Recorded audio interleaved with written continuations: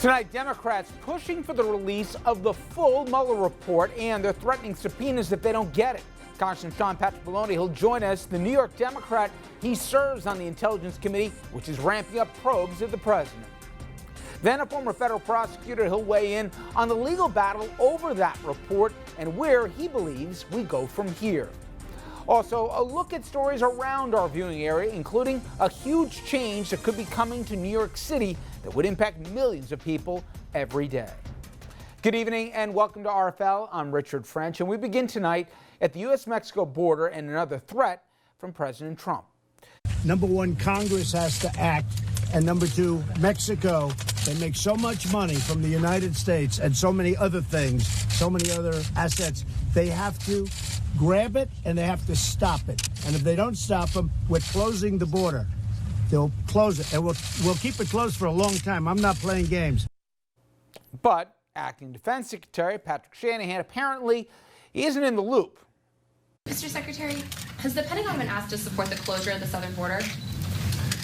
Not as of this morning, but as you're tracking, it's a very dynamic and fluid situation. Also, the administration is cutting off aid to Guatemala, Honduras, and El Salvador. The president says this is retaliation for those countries failing to stop the flow of migrants. But as experts say, this will only make matters worse. Those are the poor countries that a lot of these folks are coming from, so cutting off funds will only exacerbate the situation and make it more dire. It could encourage more people to now try to join the many who have already left. Now, while the border battle continues, there's also an ongoing fight about the Mueller report. House Democrats, they want to see the entire unredacted document, and several committees, they're still investigating the president. Now, the Intelligence Committee, they're one of them. Things are so tense on that panel that Republicans, all members on the committee, every Republican, they called for the chairman, Democrat Adam Schiff, to step down. But the California Dem is refusing, and he put it very clearly as to why. My colleagues may think it's okay that the Russians offered dirt on a Democratic candidate for president as part of what was described as the Russian government's effort to help the Trump campaign. You might think that's okay. My colleagues might think it's okay that when that was offered to the son of the president, who had a pivotal role in the campaign, that the president's son did not call the FBI. He did not adamantly refuse that foreign help. No, instead, that son said that he would love the help of the Russians. You might think it's okay that he took that meeting. You might say that's all okay. You might say that's just what you need to do to win. But I don't think it's okay. I think it's immoral. I think it's unethical. I think it's unpatriotic. And yes, I think it's corrupt and evidence of collusion. But I do not think that conduct, criminal or not, is okay. And the day we do think that's okay is the day we will look back and say that is the day America lost its way. And joining me now, one of Schiff's colleagues on the Intel Committee, Congressman Patrick Shanahan. He a Democrat representing New York's Hudson Valley. Let's first start with that committee.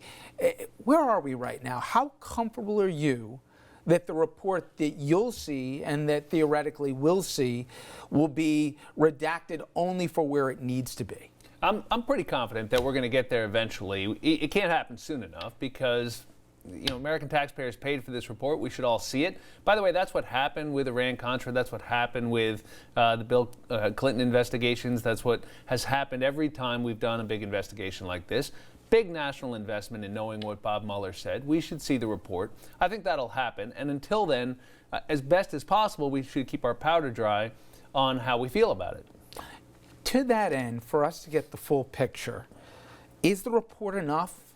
Should you guys, but also should we hear from Bob Mueller himself? Do you believe some of the inevitabilities at the end, whether it's full transparency report, but also hearing from some of the principals involved? Yes, there should be robust congressional oversight. That's the appropriate thing for Congress to do. Ask good questions. Probe why they did certain things. What were the limits of this, and were they the right ones?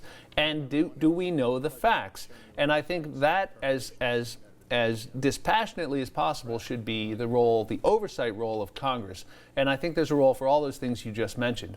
I do think that we should be very careful not to define down what is acceptable in presidential conduct, because as I understand the position of a lot of my Republican friends, the president's unethical, improper, and unpatriotic conduct is not illegal, and therefore that's cause to celebrate. I don't understand that at all. I don't think Democrats should act like it's bad news that the special counsel said there was no conspiracy to break our laws. That's good news that our president didn't engage in a conspiracy with the Russians. But it is also not good news that the president engaged in this whole string of contacts with the Russians, that his campaign did, that they did things and lied about it, that we should never accept in a presidential administration. And by the way, there is a constellation of other very serious conduct, from bank fraud to money laundering, that's being looked at, not to mention the conspiracy to violate campaign finance laws with hush payments to a porn star. I mean, I'm old enough to remember when all this stuff would have had a president chased out of office. So I don't know what my Republican colleagues are celebrating about. I think that's all pretty tawdry and pretty disappointing. And in terms of the Mueller findings themselves, we should read them. And I think, especially on issues like obstruction of justice, you're going to see a very complicated picture that does not reflect well on the president, even if he's not a criminal.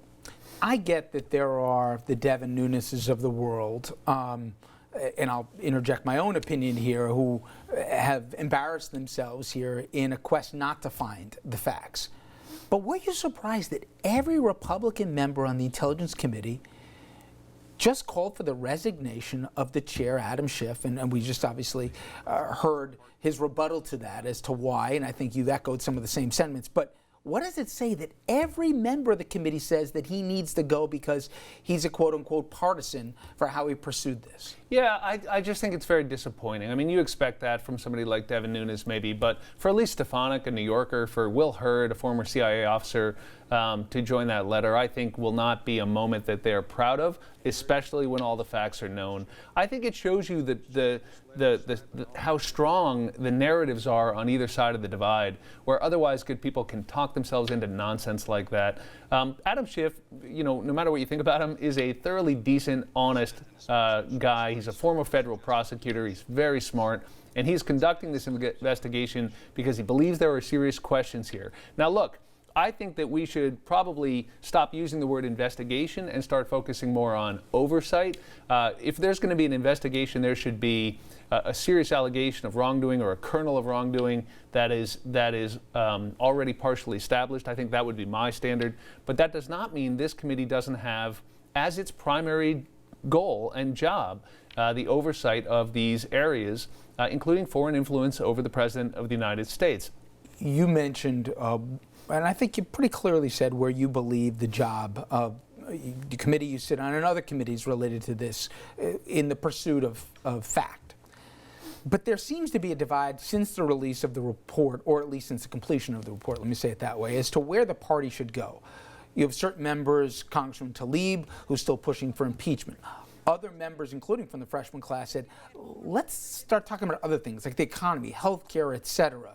I know you can walk and chew gum and do two things at the same time, but does the party have a decision to make here as to will there be 20 other, I could even argue, legitimate probes into different things of this administration, or should it move on unless there's something revelatory in the Mueller probe onto other things? Look, here's what I want. I want accountability from people in power. I want accountability from this president. Obviously, some of my colleagues think impeachment would hold him accountable. I personally think that's a bad idea right now, unless there are really clear cases of high crimes or misdemeanor, and that is, in some ways, a last resort, not a first resort. The first resort is to beat him at the polls. The first resort is to not confuse political differences, even profound ones, with cause to undo an election and remove a president from office. So I just have a different standard for impeachment. Now, if Bob Mueller had told me that the President of the United States conspired with the Russians to influence the election or to break into the DNC, yeah, you bet, impeachment. He's got to go. And so there may be a time when this president's conduct rises to that level. But as we sit here, about a year and a half away from a national election, what's clear to me is that holding this president accountable is going to happen at the polls. Two other huge issues unfolding as we speak. One, the border. If we all agree that open borders is not a practical solution, but conversely, what we've heard over the last 48, 72 hours is we're going to cut off aid to the countries where a lot of people are fleeing, which many argue, especially close to the situation, will exasperate the problem, and we're going to shut down the border, which sounds good as a soundbite, but would have huge economic consequences, including for the United States, let alone the practicality of it. The president, again, just today said he's not bluffing, he's really going to do it. What can you tell us as to whether or not this is even possible, let alone what you're hearing as to will they really try and follow through on this? Well, it's disappointing to see the president shoot from the hip like that. I don't think he knows what he's talking about, honestly. I think the president responds this way because he's engaged in a political game of demagoguery to keep people whipped up and fearful of this issue and to try to use it as some sort of leverage against the Democrats. But solving the problem and having real border security involves a lot more than shooting from the hip like that. And shutting down the border, can you just explain how complicated that would be and how we and our own America's economic interests would be directly impacted by doing something like that? Right. Well, I've been to the border. I've seen what we do there. I was at the border this weekend, as a matter of fact. And when you're there, you're right. I mean, look, the goal should not be to turn our border with Mexico into the border between Israel and the West Bank. It should be the border with Canada. It should be a border where there are two economies that are doing well, two communities of shared values. And so the policies there need to have a larger goal in mind of bringing us into that kind of future. In the meantime, big investment in our ports of entry would make a lot of sense, where 90% of the drugs and illegal contraband come through. Don't forget the Coast Guard, by the way, in the Caribbean that seizes by an order of magnitude more drugs than any other agency. We've got to do that. We can have much better technology at the border. We can have absolutely more physical barriers where it makes sense. I'm not saying no wall anywhere, but let's spend taxpayer dollars in a way that makes some sense. And let's stop making legal immigration, people seeking asylum, people who are coming through at the ports of entry, let's stop making them the enemy. Let's just obey our laws and figure out who deserves it and who doesn't. And it is the president's rhetoric and his approach to this that has at every step impeded the kind of common sense bipartisan effort a lot of us want to see to get something done. Now we're going to hear more from the congressman a little bit later in the program, including his thoughts on health care and who he's endorsing for President 2020. Also, another big story we're following. President Trump talking about cutting disaster aid off as well as food stamps funding for Puerto Rico. Well, we will be joined by the mayor of San Juan, Carmen Cruz. She's been a frequent critic and also on the other end of criticism from President Trump, and she does not hold back. Again, she'll be on tomorrow's program. Now, we just spoke with Congressman Maloney about a lot of things, including the politics of the Mueller report and the Russia probe. Now, after the break, former federal prosecutor Roland Riopel, he'll join us to take a look at the legal aspects of the probe and the report, including a new round of subpoenas that House Democrats are getting ready to issue.